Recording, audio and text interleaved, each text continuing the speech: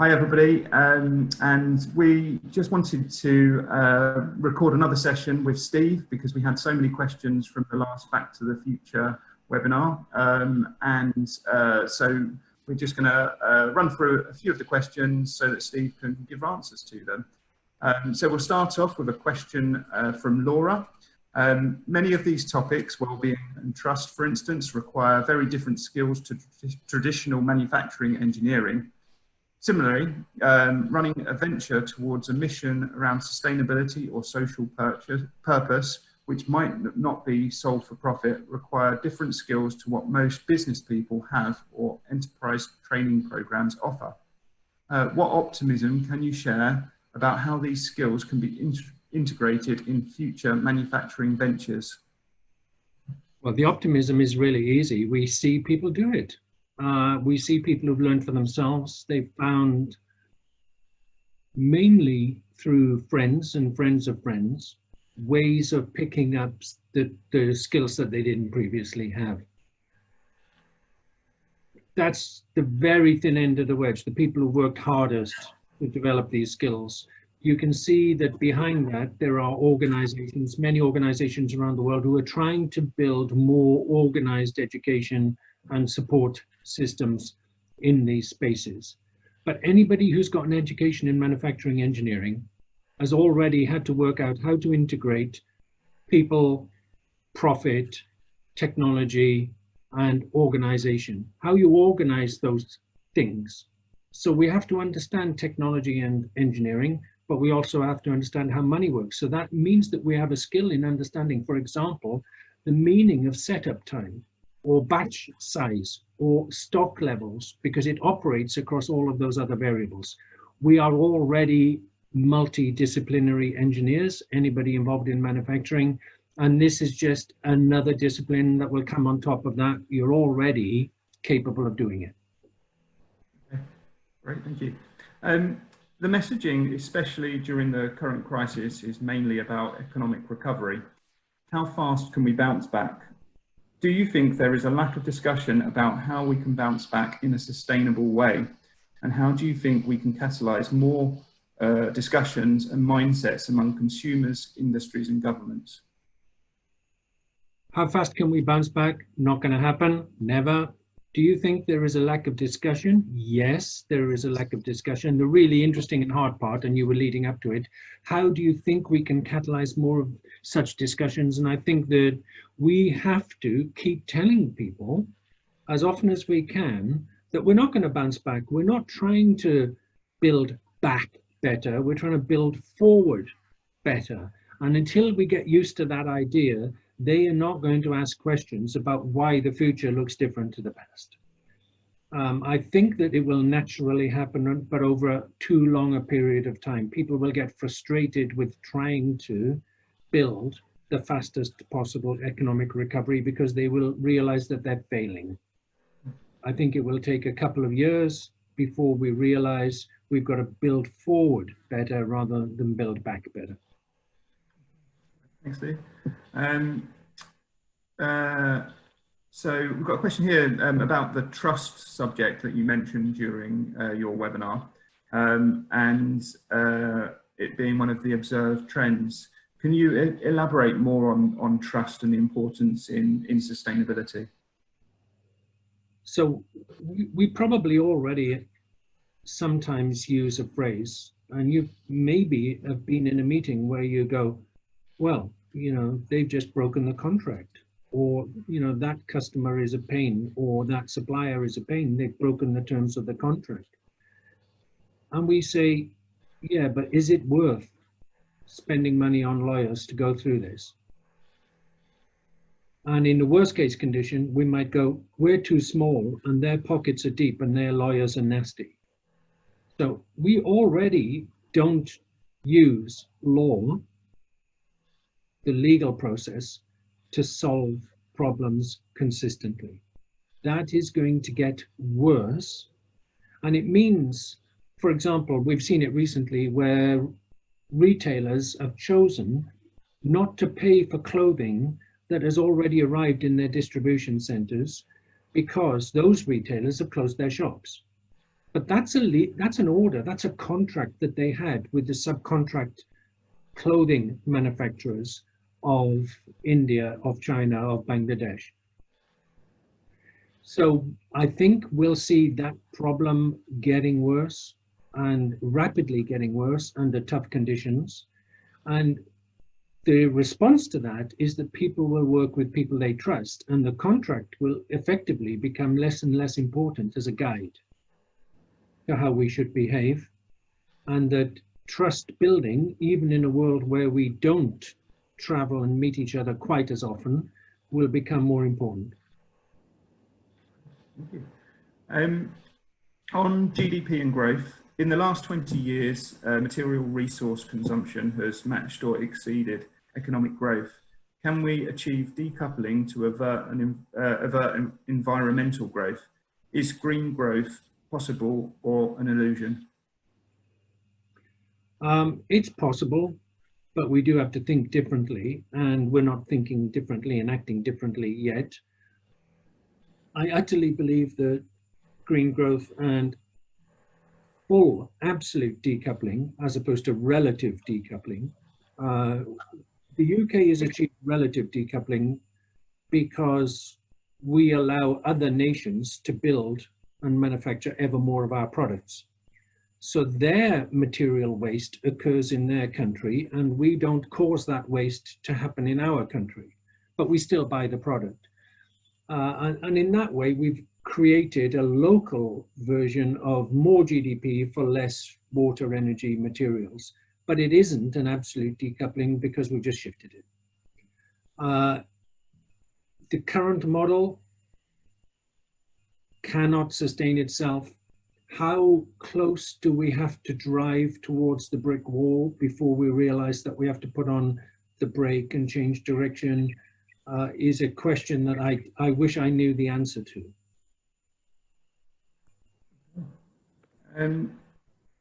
Can you give specific example or a specific example of a product currently imported or dependent on distant supply chains that could be made in the UK in a new, more sustainable, redistributed or customized way? What would the process or value chain look like, and what would it take to make this a reality? I'm going to answer this with one of my favorite pictures. And this is an exercise that was done for Ecover. You may know them. They have these cleaning products that are largely made from plant-based sources rather than oil-based sources. And they wanted to put up a factory in Mallorca. And the idea was that you would fly a satellite over Mallorca, work out what the farmers were making and therefore what they would waste next week. So this farmer would make oranges to make orange juice, but would be left with orange pulp. And knowing that they would be left with orange pulp next week, you could use that material in your factory to make shampoo. That would be really sustainable, redistributed. That would be customized because your factory wouldn't know what it's going to make or what its raw materials are until the very last minute. That value chain looks very different. We can do the same in the UK. Current estimates are that there is the potential for a £100 billion economy on what I would call turning low value farm waste into high value raw materials for manufacturing. So what would it take to make that a reality? There is still some technological needs. There are no leaders in this. It's not going to happen by one big company doing it, hopefully, actually, because that's a bad idea. But it is quite difficult to coordinate lots of small companies to do it. So making it a reality is going to be quite tough. If industry in the UK needs to be resilient, how can we become cost competitive with existing manufacturing hubs? The person who asked this question is mostly thinking about electric vehicles and the challenges of breaking into Asian-dominated supply chains. Much of our industry historically became based on access to key raw materials. So in the UK, we had vast quantities of coal to provide energy, to generate the first industrial revolution, for example. And we have access to iron ore, hence an iron and steel industry. If we are going to have really resilient industries, relying on materials flowing from other places is going to be very challenging. So local materials should be cheaper. Go back to my previous answer. But they may not be the most financially efficient way of delivering a particular material. So if you in another country have access to better raw materials, you can more directly get to the end material. But that end material then has to be moved around.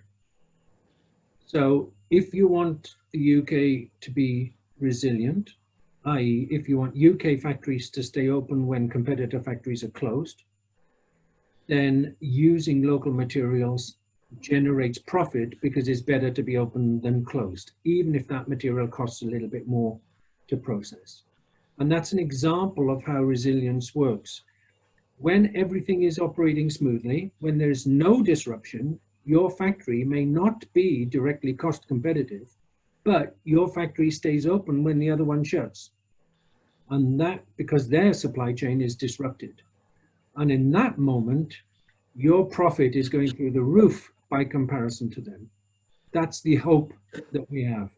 I'm not sure how we're going to break fully into the electric vehicle Asian dominated supply chain. I don't know enough about that specific subject, I'm sorry. Thank you. In your view, what should be key priorities for public policy to foster sustainability transitions? What are the key or will be the key instruments and government mechanisms? Stop taxing and stop disincentivizing good stuff. Going to work is a good thing. Stop taxing work, for example. I mean, I want to get rid of income tax, but I want to massively tax material and energy and water so that we can have factories with lots of jobs, lots of intelligence applied to using the smallest amount of water to deliver the best products. And in that way, we get jobs, we get products we love, and we don't use a lot of water. The whole tax and legal system tends to penalize public good things and doesn't penalize public bad things. So I'd like to see that shift. And the second shift I'd like to see is a recognition in policymakers' minds that information and knowledge is incredibly important here, and they tend not to do that. So they emphasize the use of technology to drive a future version of a particular sector, but they don't emphasize the sharing of knowledge, for example, in best practice, as an important tool. Yet we've seen in the last 40 years in the UK, those companies that have done best in moving towards world-class manufacturing are the ones that are still around. So it is clearly important. Thank you. If manufacturing is going to go local to deal with the challenges of inequality between knowledge jobs and unskilled jobs, Cambridge and San Francisco are good examples of such growing local inequalities. I'm sorry, I've just reread that question. I'm not sure what the question is there. I do, I've got it. You got it, good. And the key is, it starts with if manufacturing. Cambridge and San Francisco are not manufacturing hubs. And for a long time, manufacturing has been perceived as a place where poorly educated, certainly in the UK, poorly educated 16-year-old young men, typically, would find a future. And as they matured, some of them would go off and get other qualifications, and they would be allowed to rise to places and wages that were commensurate with the value that they would deliver. So that's a thing that manufacturing has delivered into the nation. That inequality is increasing in part because in manufacturing, we're really good at getting rid of those unskilled jobs. It means that 40% of jobs in manufacturing are now degree level or above, which is a good thing as more of the public get degrees. And manufacturing, I believe, is part of the answer. Local manufacturing will help deal with inequality rather than increase inequality. Sustainable manufacturing in particular will do this, especially if you stop taxing jobs and start taxing materials. You will have more jobs with people handling materials, and therefore job creation and job creation of unskilled jobs gets a boost from manufacturing rather than a reduction at the moment. Thank you, Steve. How realistic is it to think that bringing back manufacturing to our own country and buying locally made products, as is being defended by some, will increase sustainability on a global scale? It won't. It's nationalism. It's a desire to support local national objectives. It won't deliver sustainability on a global scale. When you move goods from China to the UK, the CO2, the climate change impacts, when that container arrives in the port of Felixstowe, by the time it's traveled 120 miles, more CO2 has been emitted in this country for that one container than the entire ship journey. So global manufacturing, doing the right thing in the right place is still a good thing. That will change because technology is allowing us to change that. So for example, your bicycle, your clothing, your food will become increasingly personalized over the next decades because the technology allows us to do that. So we'll have finishing operations in shops. We might have smaller factories distributed more around the globe because you don't need to make things in enormously large factories anymore. But that's because sustainability on the global scale is the objective. That will redistribute manufacturing. It is not driven by the opposite logic, which is the political need to generate jobs within a nation. It's driven by sustainability as a goal. My fear is if you try to drive jobs within a nation by localizing manufacturing, you are going to be reducing global trade. And we know that in the end, that will create inefficiencies and people will be able to buy less. Their lives will be reduced, the quality. And last question for this session, Steve. New research published by Nature suggests that sustainable development goals will not be met due to COVID-19 impacts. How worrying is this, especially from a manufacturing sustainability perspective? Well, I haven't read this paper, thank you. You've made me do my job. I better go looking for it, hadn't I? The SDGs have a target date, which means that is going to be impacted by any momentary delay. They were already very challenging, and the feeling was that you had to put your foot very hard on the accelerator to have any chance of meeting the SDGs, and the foot is off because politically people are trying to deal with COVID-19. But that model of thinking, I believe, was based on the idea that if the economy is great, we can afford to take part of that economy and use that wealth to help us achieve the goals of the SDGs. The other thing that's happening with COVID-19 is it's making people think harder about how they will continue to exist in the long term. So how individual organizations will sustain themselves, not global sustainability, but corporate sustainability. And I think that potentially COVID-19 is an accelerator because it will help those companies change direction, and those companies and organizations will then put their foot on the accelerator once we're out of the immediate confusion and complexity and horror of COVID-19. So in terms of manufacturing sustainability, I view 2050 as a goal, and I think that COVID is going to help us get there. Excellent. Well, thank you very much for recording this follow-up Q&A session, Steve, and thanks for everybody for watching. Okay, bye-bye. Thank you.